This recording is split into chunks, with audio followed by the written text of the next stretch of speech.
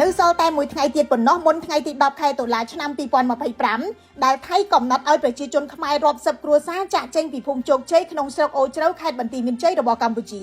កាសែត The Nation បានរាយការណ៍ថាអាជ្ញាធរខេត្តស្រះកែវបានសម្រេចថានឹងអនុវត្តទៅតាមផែនការបណ្ដេញពលរដ្ឋខ្មែរចេញដោយមិនផ្លាស់ប្ដូរអាជ្ញាធរខេត្តបន្ទាយមានជ័យឆ្លើយតបថាកម្ពុជាមានចំណាត់ការដូចគ្នាដើម្បីទប់ទល់នឹងការពារពលរដ្ឋមន្ត្រីខេត្តស្រះកែវបញ្ជាក់នៅថ្ងៃទី8ខែតុលាឆ្នាំ2025ថាប្រតិបត្តិការនេះនឹងដំណើរការដោយការគ្រោងទុកដើម្បីទាមទារយកតំបន់នោះមកវិញខណៈដែលកម្ពុជាមិនព្រមរៀបចំផែនការជំនះដែលថៃតម្រូវក្រោមការវិតម្លៃរួមដែលមានអាជ្ញាធរខេត្តស្រះកែវនិងក្រុមកងទ័ពថៃផងកាសែត The Nation ថាពួកគេនឹងចាប់ខ្លួនកាត់ទោសនិងនិរទេសពលរដ្ឋខ្មែរទាំងឡាយណាដែលមិនព្រមចាកចេញពីភូមិជោគជ័យពួកគេថាវិធានការនេះគឺស្របនឹងច្បាប់អន្តោប្រវេសន៍របស់ថៃ